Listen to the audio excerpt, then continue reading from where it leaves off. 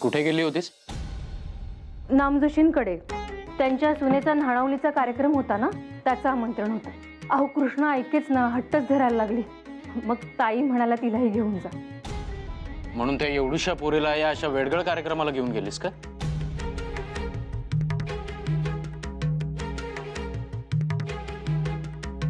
आणि मुळात तू तरी का गेलीस तिकडे? न्हाण आल्यावर मुलीला मखरात बसून पूजा करायची रीतच आहे. त्यात हे असं चिडायला काय झालं? हेच, हे असे रीतीभातींना कवटाळून बसलात तर समाजात सुधारणा कधी होणार? आणि तुम्ही मारे त्या मुलीला मखरात बसवतायत, पण तिला कळतंय का काय चाललंय, कशासाठी चाललंय? नाही मला सांग ना, तुला तरी समजलं होतं? शिबाई, हे काहीतरीच काय विचारणं झालं तुमचं? यात संकोच करण्यासारखं काही नाहीये. साधा सरळ प्रश्न विचारला मी. तुझा जेव्हा हा कार्यक्रम झाला होता तेव्हा तुझ्या मनात काय होतं? अहो भीती, धास्ती, असुरक्षितता. घाबरून गेले होते हो मी. सगळं काय सुरू झालंय? हे काय चाललंय? याचा थांग पत्ता लागायच्या आतच आजूबाजूच्या बायकांना निरोप धाडला गेला होता. मुळात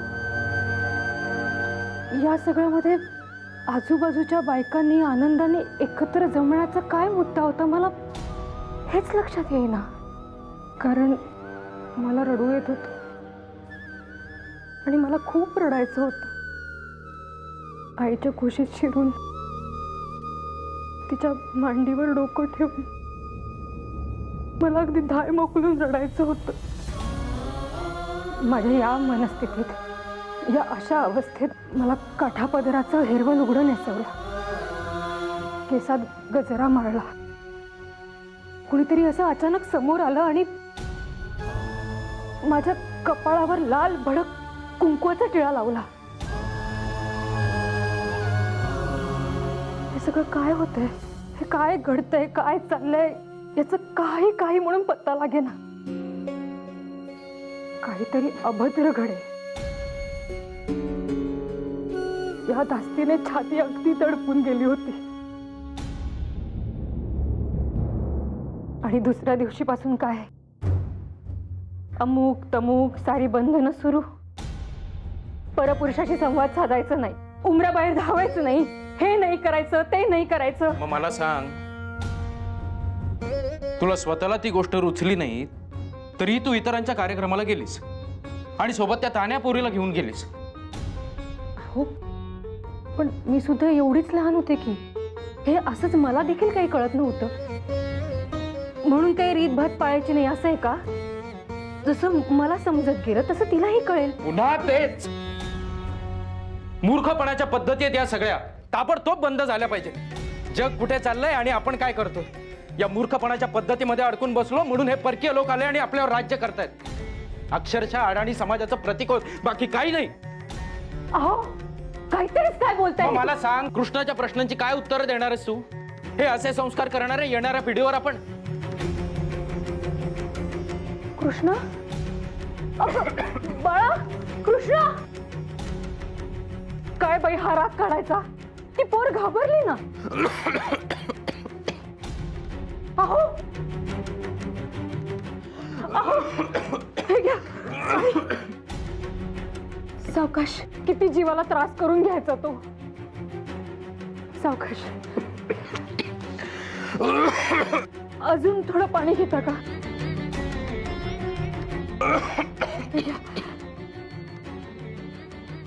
सावकाश.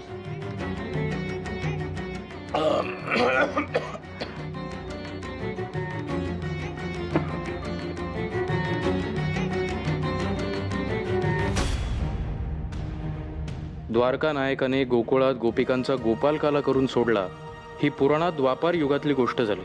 पण याच स्त्री विश्वेश्वर जारपटूच्या दुर्गुणांचे अनुकरण करणाऱ्या धर्माधिकाऱ्यांना महाराष्ट्रीयांनी गुर्जर लोकांप्रमाणे युवती तारुण्य वपोत भोगात आण्याभराची पाती कशी दिली नाही याचे आम्हास नवल वाटते. त्यामुळे संतापलेल्या धर्मनिष्ठांना कालिदासाने भगवान श्रीकृष्णास जाराग्रणी म्हटले असल्याची आणि मोरोपंतांनी वनपर्वात त्याची शीनल म्हणून संभावना केली असल्याची आठवण करून देण्यात आली. वाचा गुळे, हे काय लिहिलंय वाचा. हे असं लिहिणं, ही अशी टीका शोभते का? माझा तेच. अरे वा गोळे केळकर, आज आपणही केसरी कार्यालयामध्ये आलात. काय विशेष? विशेषच म्हणायचे. त्याचे असे आहे गोपाळराव,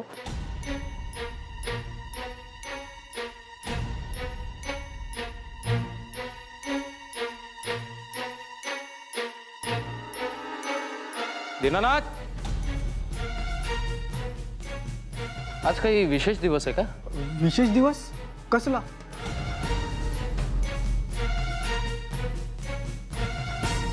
मौन पाळण्याचा.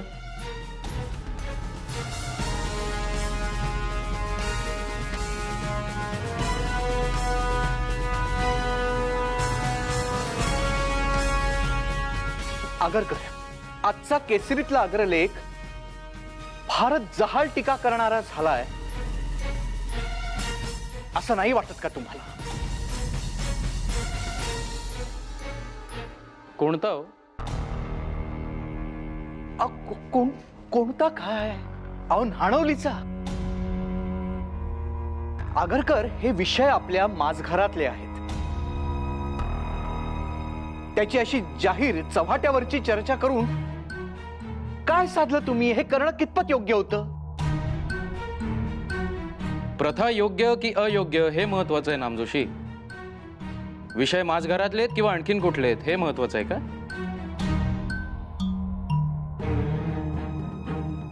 बरं, मान्य. पण मग आपल्या धर्मावर, चालीरीतींवर, दैवतांवर हे असे कठोर शब्दात आसूड ओढायचे?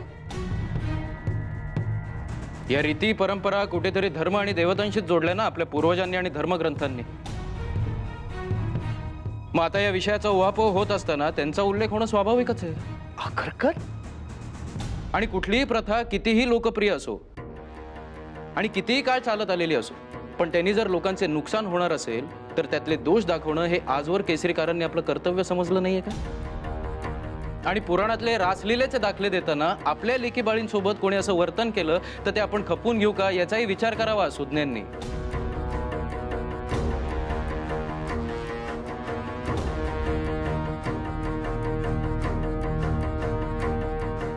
आणि तोही जर त्यांना करता येत नसेल तर त्यांना विचार करायला प्रवृत्त करणं हे संपादक म्हणून माझं कर्तव्य असं मी समजतो.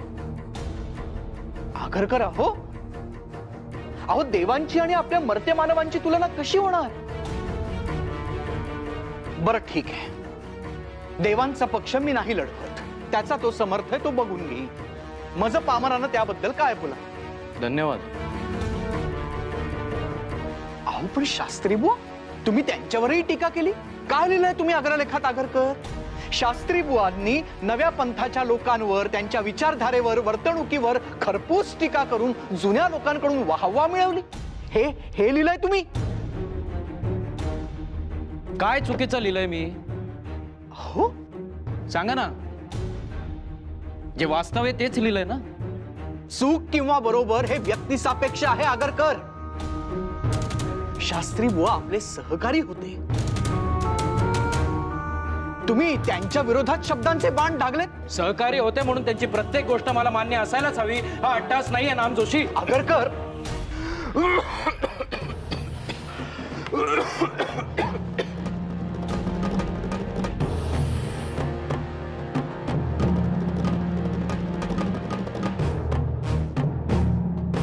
शास्त्री बुवा आपले सहकारी होते आगरकर.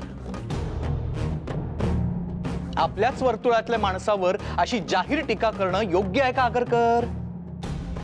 अगदी योग्य. उलट मी तर म्हणतो आपल्या सहकाऱ्यांची मतं जर आपल्याला पटत नसतील तर त्यांची जाहीरपणे चर्चा व्हायला हवी. असं अजिबात होता कामा नये की आपणच आपल्यामध्ये गटबाजी करतोय.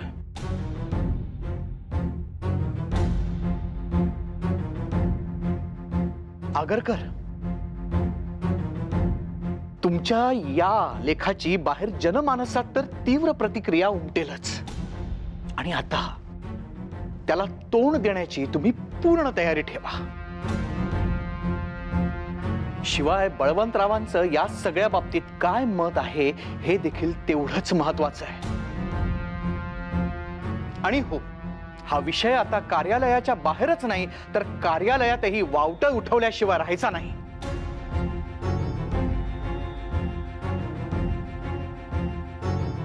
एकदा का लेखणी हातात घेतली की परिणामांची चिंता करणं हा केसरीकारांचा स्वभाव धर्म नाही नामजोशी. जे होईल ते होईल. परिणामांना घाबरून मी माझ्या कर्तव्यापासून लांब पळणार नाही.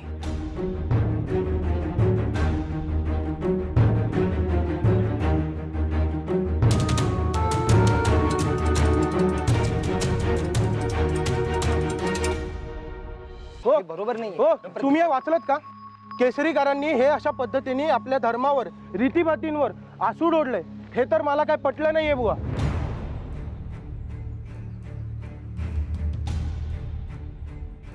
अहो आज यांच्या हाती पत्र आले म्हणून काय वाटेल ते लिहितील. आज या विषयावर लिहिले, उद्या आणखी कशावर लिहितील. छे छे, हे काही पटण्यासारखे नाहीये. आजवर सामान्यांचं वृत्तपत्र म्हणून केसरीची ओळख होती, पण हे थेट माझघरातल्या विषयावर गेले. आमच्या घरातल्या पोरी बाळींवर यामी लिहावं हे काही पटले नाही. केसरीकरांना याचं उत्तर द्यावं लागेल. बरोबर आहे. ते बघा आले ते.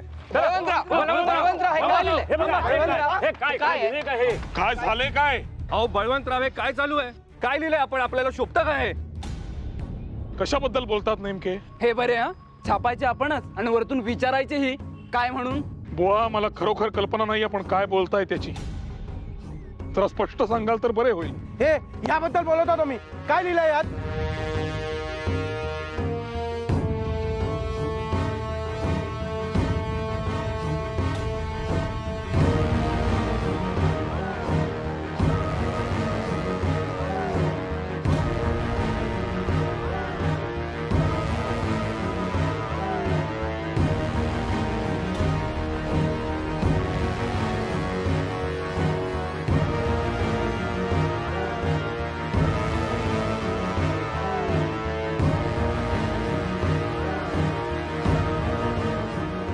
आम्हा सर्वसामान्यांच्या रीतीभाती धर्म यांच्या संरक्षणासाठी केसरी बांधील आहे असे आम्हास वाटत होते. केसरीतून कधीही काही वावगे छापले जाणार नाही असे आम्हाला वाटत होते. नाणावली सारख्या पिढ्यानपिढ्या चालत आलेल्या परंपरेची ही या अशा शब्दात निर्भत्सना करणं शोभतं का केसरीला? आणि काय तर म्हणे नाणवलीची मिरवणूक नाही तर झेंड. एक वेळ नाणवलीची मिरवणूक काढू नये असे सुचवले असते तर मान्य, परंतु तसे न करता त्या निमित्ताने धर्म आणि भटजी याच्यावर शाब्दिक तलवार उपसून संस्कार काढून टाकण्याबाबत जो लेख प्रसिद्ध केलाय तो आमच्या संस्कृतीवर हल्ला आहे. काय हो, बरोबर की नाही? अहो, ऋतुप्राप्ती होणे हा जसा शरीराचा एक स्वाभाविक धर्म आहे, तसेच चांचल्य आणि अपस्वार्थीपणा हे मनाचे धर्म आहेत.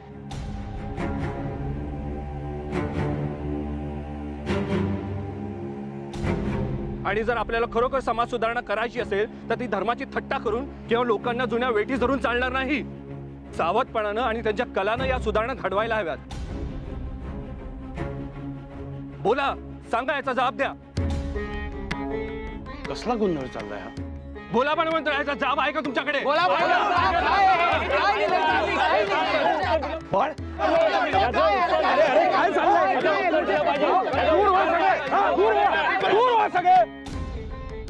एकट्या माणसाला असं कोंडीत पकडणं काही योग्य दिसतं का?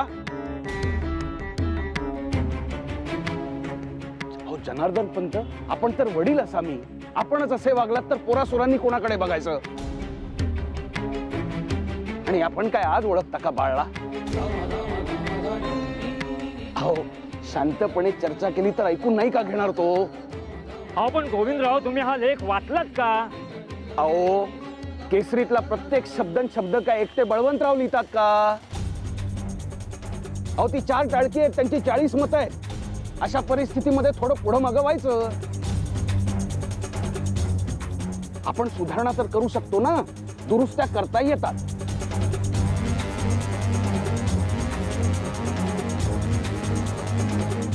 आणि मला सांगा, आता कित्येक सद्गृहस्थ आपली धोत्र सोडून पाटलोणी घालायला लागलेच आहेत की नाही? अहो पण पेहरावातील बदल आणि रीतीभातीतील बदल यात काय फरक आहे की नाही? अहो तुम्हा सर्वांची मतं योग्यच आहेत. अहो पण केसरीकार शून्य आहेत. ते आपापसात चर्चा करतील आणि काय त्या सुधारणा करतील एकदाच्या. तुर्तास तुम्ही डोक्यात राग घालून घेऊ नका. या आपल्या कामाला निघा.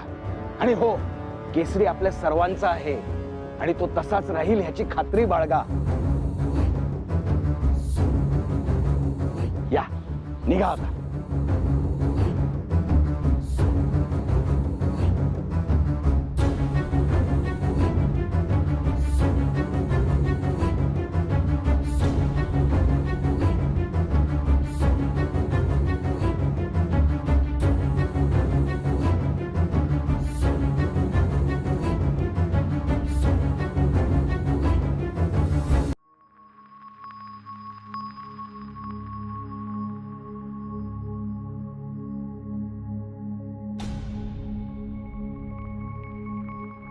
या बळवंतराव, आपटे आणा.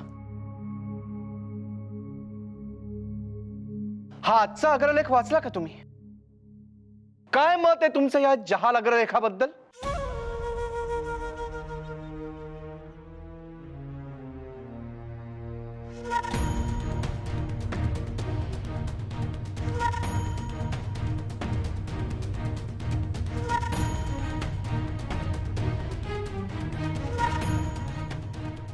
खरी देश सुधारणा करायची असेल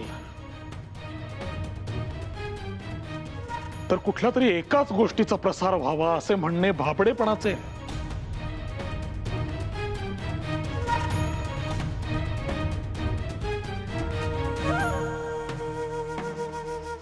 ज्याप्रमाणे कुठल्याही मेजवानीचा थाट हा फक्त साखर भाताने किंवा जिलेबीने उठत नाही,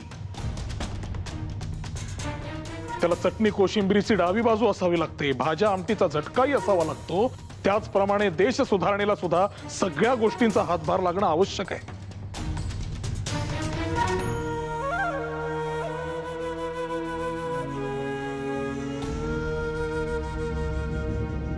एकच गोष्ट सांगू आणि दुसरी नकोच, हे योग्य नाही.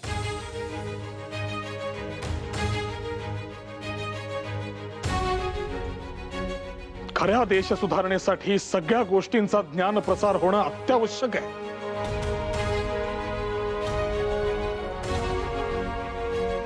शिवाय प्रत्येकाला प्रत्येक गोष्ट समजेलच, त्यातलं गम्य असेल असंही मुळीच नाही. केसरीच्या भिन्न आवडीनिवडी असणाऱ्या, सगळ्या थरातल्या, कमी अधिक शिक्षण असणाऱ्या सगळ्या वाचकांसाठी आपण विविध विषयावर निबंध लिहायलाच हवेत.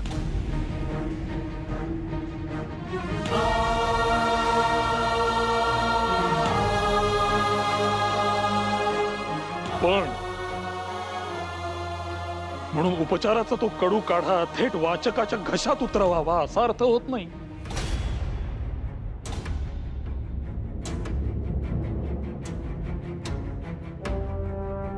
केसरीतून आपण घेत असलेल्या भूमिकेचा आपल्या वाचकांना सार्थ अभिमान आहे. गेले अनेक वर्ष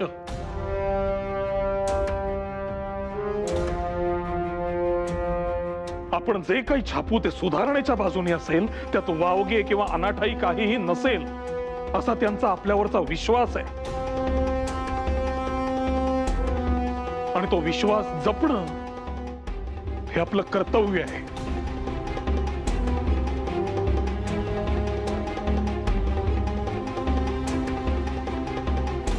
त्यामुळे जर या अशा विषयांवर लेख लिहायचे असतील तर त्यात छापली जाणारी मते ही आपल्या सगळ्यांना माहीत असायला हवीत.